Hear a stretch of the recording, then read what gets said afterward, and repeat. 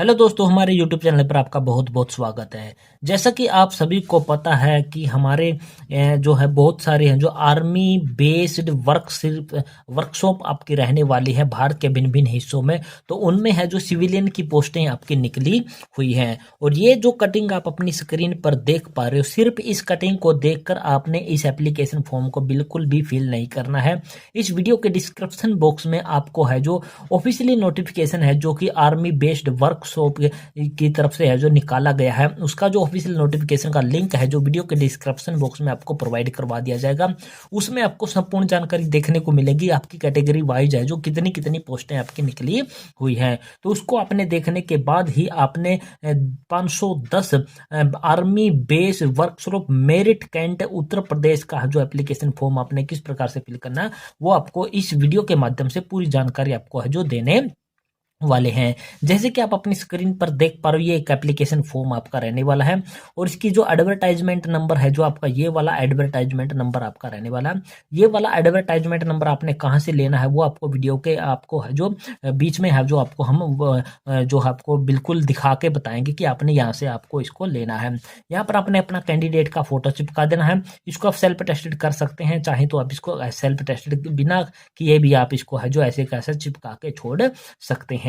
इसके बाद आपको यहाँ पर आपको दिखाई देने वाला होगा, यहाँ पर आपने लिखना होता है जो कि आपका यहाँ पर 2 होता है। यहाँ पर 2 के बाद कमांडेंट और ये पूरा का पूरा एड्रेस आपका रहने वाला होता है। इसके बाद पेज जो पॉइंट नंबर 1 आपका रहने वाला है, पोस्ट अप्लाइड फॉर यानी कि किस पोस्ट के लिए आप अप्लाई करने वाले हो उस पोस्ट का नाम आपने यहाँ पर लिख देना। ट्रेड्समैन मेट के लिए अप्लाई कर रहे हो, या फिर आप क्लर्क के लिए अप्लाई कर रहे हो, एमटीएस के लिए अप्लाई कर रहे हो, या फिर ड्राइवर के लिए अप्लाई कर रहे हो, जिस भी पोस्ट के लिए अप्लाई करने वाले हो उस ट्रेड का नाम आपने यहाँ पर लिख देना है। और बाकी का सारा सेम टू सेम आपका प्रोसेस आपके रहने वाला है।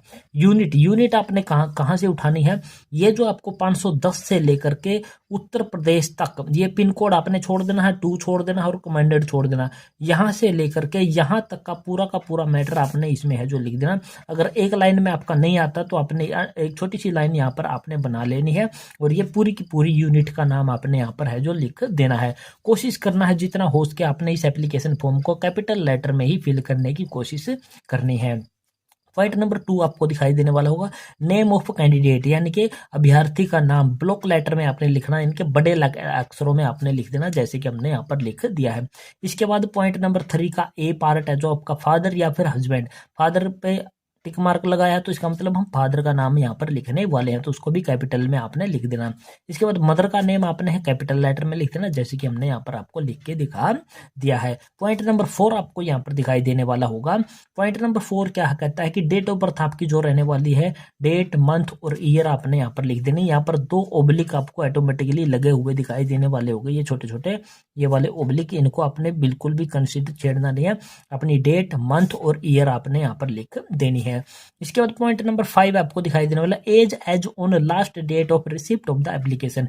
इस एप्लीकेशन फॉर्म को अप्लाई यानी कि प्राप्त करने की जो लास्ट डेट आपकी रहने वाली है वो 17 जनवरी अपने ऊपर लिख देना है, 17 जनवरी 2025 यानी कि 17/01/2025। और उसके नीचे आपने अपनी डेट ऑफ बर्थ को लिख देना, जो भी आपकी डेट ऑफ बर्थ रहने वाली है, डेट मंथ और ईयर।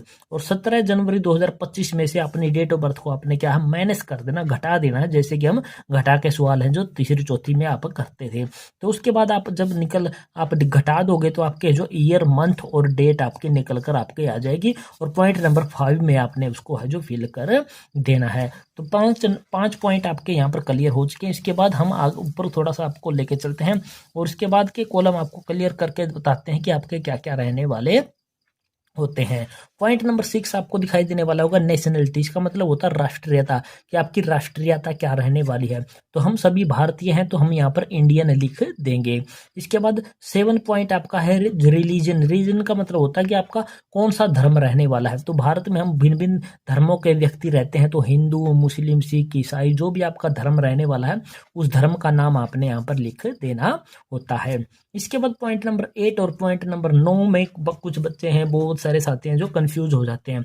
यहाँ पर कोरस्पोंडेंस एड्रेस का मतलब होता है कि जो भी इस एप्लीकेशन फॉर्म के बाद आपका एडमिट कार्ड आएगा या फिर उसके बाद कोई भी लेटर है जो आर्मी बेस वर्कशॉप मेरिट की तरफ से भेजा जाएगा, वो आपको किस एड्रेस पर प्राप्त हो, वो वाला एड्रेस आपने यहाँ पर लिख देना होता है। परमानेंट एड्रेस का मतलब होता है कि आपका घर कहाँ पर है, यानी कि आप रहने वाले वास्तव में कहाँ के हो, वो वाला आपका परमानेंट एड्रेस होता है। मान लीजिए आप कोई व्यक्ति हो जो कि आप हरियाणा के रहने वाले हो, लेकिन किसी काम के सिलसिले में, किसी जॉब के सिलसिले में आप दिल्ली में रहने वाले हो और दिल्ली में ही आप क्या करना चाहते हो, इसका है जो एडमिट कार्ड है जो प्राप्त करना चाहते हो, तो ये आपका हो गया कोरस्पोंडेंस एड्रेस। और आप हरियाणा के रहने वाले हो तो वो आपका हो गया परमानेंट एड्रेस। अगर आपके दोनों ही सेम एड्रेस हैं तो दोनों जगह आपने सेम लिख देने हैं। अगर अलग अलग हैं तो आपने ये दोनों के दोनों अलग अलग आपने लिखने होते हैं। जैसे कि आपका नाम, उसके बाद फादर नेम, उसके बाद आपका विलेज या फिर आपका शहर का नाम, उसके बाद आपका डिस्ट्रिक्ट का नाम यानी कि जिले का नाम, उसके बाद आपका पिन कोड, स्टेट, उसके बाद अपना मोबाइल नंबर और अपनी ईमेल आईडी आपने लिख देनी है। जितनी डिटेल हमने यहाँ पर फिल करके दिखाई है वो सारी काल्पनिक जानकारी आपकी रहने वाली होती है। ये आपके हो गए पॉइंट नंबर 9 तक हमने यहाँ पर आपको क्लियर कर दिया है। पॉइंट नंबर 9 के बाद आपको यहाँ पर दिखाई देने वाला होगा पॉइंट नंबर 10। पॉइंट नंबर 10 क्या कहता है, कैटेगरी। आप किस कैटेगरी के रहने वाले हो, आप यूआर हो, यूआर का मतलब होता है अनरिजर्व्ड यानी कि जनरल कैटेगरी। यहाँ पर लिखे भी होते हैं अनरिजर्व्ड, यानी कि जितनी भी शॉर्ट फॉर्म है इनकी एब्रीविएशन है जो पूरी की पूरी यहाँ पर आपको करके दिखाई हुई होती है कि इसका मतलब क्या होता है। तो आप जिस भी कैटेगरी से संबंध रखने वाले होते हो तो उस कैटेगरी का नाम आपने यहाँ पर है जो लिख देना होता है। पॉइंट नंबर 11 आपको दिखाई देने वाला है, अगर आप फिजिकली हैंडीकैप्ट हो तो आपने यस करना। यस करने के बाद जिस भी टाइप की आपकी फिजिकली हैंडीकैप्ट बनते हैं तो उसमें से आपने इसका टाइप लिख देना है और कितनी परसेंटेज आपकी बनती है वो परसेंटेज आपने लिख देनी है। अगर आप फिजिकली हैंडीकैप्ट नहीं हो तो आपने यहाँ पर क्या लिख देना, नो लिख देना है और इन दोनों कॉलम को आपने डैश लगा करके खाली छोड़ देना है। जिस प्रकार से एब्रीवेशन इनकी बनती है इसी प्रकार से एब्रीवेशन इनकी भी बनती है। जैसे बी का मतलब होता है यहाँ पर ब्लाइंडलेस और एलवी का मतलब होता है लो विजन। इसी प्रकार से इन सभी के क्या है यहाँ पर मतलब आपको बताए गए हैं। इसके बाद अगर आप फिजिकली हैंडीकैप्ड हो तो आपको जो आपको सर्टिफिकेट, डिसेबल्ड सर्टिफिकेट आपका है जो CMO civil surgeon of government hospital का आपका बना हुआ होना चाहिए, उसकी सेल्फ टेस्टेड कॉपी आपने इसके साथ लगानी होती है। पेज नंबर 1 है जो आपका क्लियर हो चुका। पेज नंबर 2 पर हम आ चुके हैं और पेज नंबर 2 पर आपका है जो पहला जो कॉलम होता है वो 12वें पॉइंट के रूप में आपको देखने को मिलेगा। और 12वां पॉइंट क्या कहता है, ये 12वां पॉइंट है जो आपको फ्रेश कैंडिडेट के लिए आपका नहीं रहने वाला होता है, जो ऑलरेडी किसी आर्मी में, नेवी में या एयरफोर्स में जॉब कर चुके हैं, यानी कि जो एक्स सर्विस मैन होते हैं उनके लिए कॉलम आपका होता है। और एक्स सर्विस मैन के तौर पर उन्होंने कितने साल, कितने महीने, कितने दिन नौकरी की है और कब ज्वाइनिंग की थी और कब उनकी रिटायरमेंट हुई है, ये डिटेल उनको देनी होती है। तो ये मोस्टली कैंडिडेट का आपका कॉलम ये खाली रहने वाला होता है, तो डैश डैश लगा के इसको आपने खाली छोड़ देना। पॉइंट नंबर 13 आपका दिखाई देने वाला detail of age relaxation required, यानी कि अगर आप इस एप्लीकेशन फॉर्म को फिल करने वाले हैं और आपको एज रिलैक्सेशन की जरूरत है तो वो एज रिलैक्सेशन आप किस प्रकार से प्राप्त कर रहे हो, शेड्यूल कास्ट यानी कि एससी के माध्यम से, ओबीसी के माध्यम से, ईडब्ल्यूएस के माध्यम से या फिर हैंडीकैप्ड कोटे के माध्यम से आप जो एज में छूट चाह रहे हो तो आपने उसका है जो अपनी कैटेगरी का या फिर अपने आप जो भी हैंडीकैप्ड कोटे से या फिर ईएसएम कोटे से प्राप्त कर रहे हो तो उसका आपने यहाँ पर नाम लिख देना होता है। इसके बाद पॉइंट नंबर 14 आपका रहने वाला क्वालिफिकेशन। क्वालिफिकेशन का मतलब होता है कि आपकी योग्यता क्या है, पढ़े लिखे आप कितने हो, उसकी डिटेल आपको यहाँ पर देनी होती है। ये जो योग्यता है, ये जो क्वालिफिकेशन है आपकी पोस्ट के अकॉर्डिंग आपकी रहने वाली है। जिस भी पोस्ट के लिए आप अप्लाई करने वाले हो उसी प्रकार की क्वालिफिकेशन भी आपकी होनी चाहिए और वही क्वालिफिकेशन आपने यहाँ पर दर्शानी होती है। तो हम यहाँ पर ट्रेड्समैन मेट का एप्लीकेशन फॉर्म आपको फिल करके दिखा रहे हैं, तो हम यहाँ पर 10वीं 12वीं की डिटेल दिखाने वाले हैं और किस साल में हमने पास की थी, कौन से बोर्ड से हमने पास की थी, उस बोर्ड का नाम लिख दिया, परसेंटेज हमारी लिख दिया और हमारी डिवीजन हमने यहाँ पर आपने लिख दी है। इसके बाद पॉइंट नंबर 14 का है जो सेकंड पार्ट आपका रहने वाला। सेकंड पार्ट में ये बताता है कि क्या आपके पास कोई एक्सपीरियंस वगैरह है किसी जॉब का। अगर आपके पास एक्सपीरियंस है तो आपने यहाँ पर यस लिखना। यस लिखने के बाद कहाँ पर आपने काम किया, यानी कि कौन से विद्यालय वगैरह में या फिर इंस्टीट्यूट में काम किया तो उस ऑर्गेनाइजेशन का नाम लिख देना है। वो ऑर्गेनाइजेशन है जो आपका गवर्नमेंट था, पीएसयू था या फिर प्राइवेट था, उसका नाम लिख देना है। वो अपॉइंटमेंट थी, जो आपकी पोस्ट थी, कौन सी पोस्ट आपकी रहने वाली थी, कब आपने ज्वाइन की थी और कब तक आपने काम किया, वो सारी डिटेल आपने यहाँ पर लिख देनी है। और उसका जो एक्सपीरियंस सर्टिफिकेट आपको ऑर्गेनाइजेशन की तरफ से, संगठन की तरफ से बनाकर दिया, उसकी सेल्फ अटेस्टेड कॉपी आपने इसमें साथ में लगा देनी है। अगर एक्सपीरियंस आपके पास नहीं है तो आपने यहाँ पर नो लिख देना। नो लिखने के बाद इनको आपने इस प्रकार से टेढ़े डैश लगा करके खाली छोड़ देना है। इसके बाद पॉइंट नंबर 15 पे आ जाते हैं, और पॉइंट नंबर 15 आपका क्या कहता है उसके बारे में विस्तार से एक बार आपने जांच लेना है। बहुत सारे साथी इसमें भी गलती करने वाले हैं, इसमें गलती नहीं करनी है। इसका मतलब है कि लिस्ट ऑफ इफ इनक्लोजर, यानी कि जो एप्लीकेशन फॉर्म आपने फिल किया है इसके साथ आप कौन कौन सी कॉपी लगा रहे हो, सेल्फ अटेस्टेड डॉक्यूमेंट लगा रहे हो, उनके नाम लिखने हैं आपने। जैसे कि हम 10वीं की कक्षा की डीएमसी लगा रहे हैं, 12वीं की डीएमसी लगा रहे हैं, आधार कार्ड की कॉपी लगा रहे हैं, आप यहाँ पर पैन कार्ड की कॉपी लगा रहे हो, जो भी लगा रहे हो, आपका हरियाणा जो भी आपका डोमिसाइल सर्टिफिकेट होता है, रेजिडेंस सर्टिफिकेट होता है, उसकी कॉपी लगा रहे हो। अगर आप रिजर्व कैटेगरी से संबंधित हो तो आप अपना कास्ट सर्टिफिकेट लगा रहे हो। ईएसएम कैंडिडेट हो, आप अपना है जो ईएसएम का सर्टिफिकेट लगा रहे हो। हैंडीकैप्ड कैंडिडेट हो तो आप अपना जो हैंडीकैप्ड का सर्टिफिकेट लगा रहे हो। यानी कि जो भी सर्टिफिकेट आप यहाँ पर लगा रहे हो, उसकी कॉपी लगा रहे हो, उनकी अपनी डिटेल देनी होती है। अगर आपके यहाँ पर कॉपी ज़्यादा बन जाती है तो अपने ये कॉलम है जो आगे इस प्रकार से बढ़ा लेने हैं। ई के बाद है जो FIJKLM, इस प्रकार से कॉलम आपने बना लेने हैं। पॉइंट नंबर 16 आपको दिखाई देने वाला है, detail of any identity proof enclosed copy, यानी कि एक कॉपी लगानी है अपने आइडेंटिटी प्रूफ के तौर पर। आप चाहे तो आप इसमें 2 आइडेंटिटी के रूप में 2 ID भी यहाँ पर दे सकते हो, लेकिन उन्होंने लिखा एनी का मतलब कि कोई एक लगानी बिल्कुल ही जरूरी आपकी रहने वाली है। तो हम यहाँ पर आधार कार्ड की कॉपी लगाने वाले, तो यहाँ पर आधार कार्ड का नंबर हमने लिख दिया, बाकी चीजें हमने यहाँ पर खाली छोड़ दी हैं। चाहे तो आप यहाँ पर पैन कार्ड भी दे सकते हो, ड्राइविंग लाइसेंस भी दे सकते हो, पासपोर्ट, अगर आपका पासपोर्ट बना हुआ तो उसका पासपोर्ट का नंबर भी दे सकते हो, उसकी कॉपी भी साथ में लगा सकते हो। इसके बाद थोड़ा सा और ऊपर हम आपको लेके चलते हैं और आगे दिखाते हैं कि इसमें क्या कॉलम रहने वाले हैं। इसके बाद आपका आ जाता है डिक्लेरेशन। डिक्लेरेशन का मतलब है कि ये आपने जो घोषणा एक प्रकार से पढ़नी है, पढ़ने के बाद अपने यहाँ पर सिग्नेचर करने हैं। जिस स्थान से एप्लीकेशन फॉर्म फिल कर रहे हो, यहाँ पर जहाँ के रहने वाले हो उसका स्थान का नाम लिख देना है। यहाँ पर आप जिस डेट में ये एप्लीकेशन फॉर्म फिल कर रहे हो वो फिल डेट आपने यहाँ पर दे देनी है। इसके बाद आपको यहाँ पर कुछ नोट दिखाई देने वाले होंगे, यहाँ पर आपको कुछ नोट दिखाई देने वाले हैं। इन नोटों को आपने एक बार समझ लेना है कि आपने है जो एक सेल्फ एड्रेस्ड लिफाफा, यानी कि आपके पता लिखा हुआ एक लिफाफा अपने इसके साथ भेजना, जिस पर 5 रुपए की डाक टिकट आपने लगा देनी है। और self attested photo copies of certificate, यानी कि इस एप्लीकेशन फॉर्म के साथ आप कौन कौन सी कॉपी लगा रहे हो, कितनी कॉपी लगा रहे हो, तो उनकी संख्या लिख देनी है। आप 5 कॉपी लगा रहे हो, 6 कॉपी लगा रहे हो, 4 कॉपी लगा रहे हो, तो हम 5 कॉपी लगा रहे हैं तो 5 शीट हमने यहाँ पर लिख दिया। इसके बाद 2 आपने फोटो अपनी एक्स्ट्रा भेजनी है, 2 सेल्फ अटेस्टेड फोटोग्राफ्स, जिनके बैक साइड में आपका क्या लिखा होना चाहिए, आपका नाम, आपके जो है माता या पिता का नाम, अपनी डेट ऑफ बर्थ भी आप साथ में लिख सकते हो उस फोटो के बैक साइड में। और एक एडमिट कार्ड का प्रिंट आउट आपने इसके साथ में भेजना होता है। और वो एडमिट कार्ड आपका किस प्रकार का रहने वाला है, वो इस एप्लीकेशन फॉर्म के साथ में इन्होंने दे रखा है, और वो इस प्रकार का आपका रहने वाला है, एक्नॉलेजमेंट या फिर एडमिट कार्ड आपका रहने वाला है इस प्रकार का। इसमें आपने पहले कॉलम में आपने ट्रेड्स में आपकी जो भी पोस्ट, जिस भी पोस्ट के लिए एप्लीकेशन फॉर्म फिल कर रहे हो उस पोस्ट का नाम लिख देना है। यूनिट, जो भी हमने बिल्कुल एप्लीकेशन फॉर्म शुरू होते ही, ये फॉर्म शुरू होते ही जो हमने बताया था उस यूनिट का नाम लिखने वाले हो। तो ये हम मेरिट के लिए एप्लीकेशन फॉर्म फिल कर रहे हैं तो मेरिट वाली यूनिट का हमने नाम लिख देना। कैंडिडेट का नाम बड़े अक्षरों में, अपनी डेट ऑफ बर्थ, अपनी माता का नाम, अपने फादर या हस्बैंड का नाम लिख देना, अपनी कैटेगरी कौन सी रहने वाली उस कैटेगरी का नाम आपने यहाँ पर लिख देना। कैंडिडेट का फोटो आपने इधर चिपका देना है।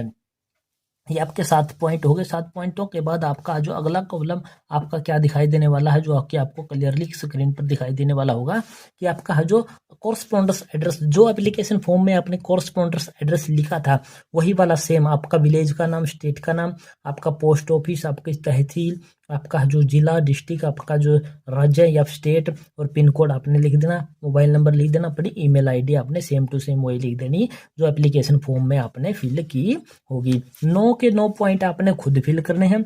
10वां और 11वां पॉइंट आपने बिल्कुल भी फिल नहीं करना, क्योंकि ये फॉर ऑफिस यूज ओनली, यानी कि जो ऑफिस है, ऑफिशियल कर्मचारी हैं, वहाँ पर जो अधिकारी हैं, उनके द्वारा ये जो डिटेल आपकी है जो फिल करी जाने वाली होती है। सिग्नेचर ऑफ कंट्रोलिंग ऑफिसर, आपको यहाँ पर स्टैंप वगैरह मिलेगी, डेट मिलेगी।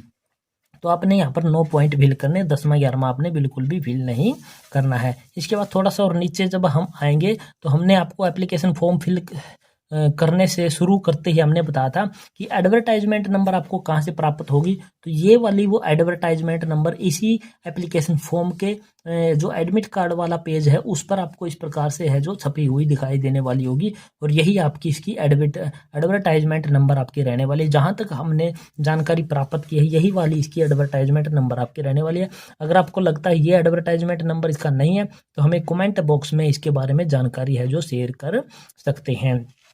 तो ये एप्लीकेशन फॉर्म है जो हमारा 3 पेज, 2 पेज का आपका एप्लीकेशन फॉर्म और तीसरा पेज है जो आपका एडमिट कार्ड से संबंधित आपका रहने वाला। इस प्रकार से हमने क्या कर लिया है, तैयार कर लिया है। तैयार करने के बाद अब आपने क्या करना है, 2 एक्स्ट्रा फोटो की बात हो रही थी, वो 2 एक्स्ट्रा फोटो आपने किस प्रकार से अटैच करने हैं वो भी एक बार है जो आपके साथ डिस्कस कर लेते हैं पूरी तरह से क्या करना होता है। जैसे कि ये आपका फोटो है, इसी प्रकार के 2 फोटो और आपने इस प्रकार से तैयार करने, जैसे कि हमने यहाँ पर आपको दिखाए।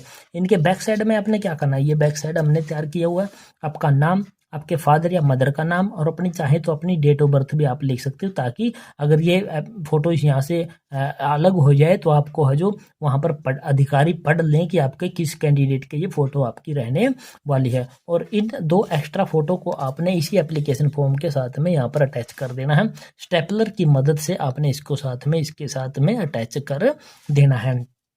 तो ये एप्लीकेशन फॉर्म हमने पूरा फिल कर लिया है, फोटो भी हमने एक्स्ट्रा लगा दी है, और सारी की सारी कॉपी जितनी भी हमारी डॉक्यूमेंट की रहने वाली है वो भी हमने इसके साथ में क्या है सेल्फ अटेस्टेड करके हमने इसके साथ मान लीजिए लगा देनी है। इसके बाद एक खाली लिफाफे की बात हुई थी कि आपने खाली लिफाफा जो इसके साथ भेजना है वो आपका किस प्रकार का रहने वाला और किस प्रकार से उसको आपने तैयार करना होता है। तो ये वो खाली लिफाफा आपका रहने वाला है। यहाँ पर 2 लिखना है, 2 के बाद अपना नाम लिख देना, अपने फादर का नाम, अपने विलेज शहर का नाम, अपनी डिस्ट्रिक्ट, अपना स्टेट, अपना पिन कोड, अपना मोबाइल नंबर आपने लिख देना, ताकि जब भी ये एडमिट कार्ड आपको आपके गांव में पहुंचे, शहर में पहुंचे, तो डाकिया आपको कॉल करके आपका जो एडमिट कार्ड है जो ये आपको प्राप्त दे सके या आपको रिसीव करा सके।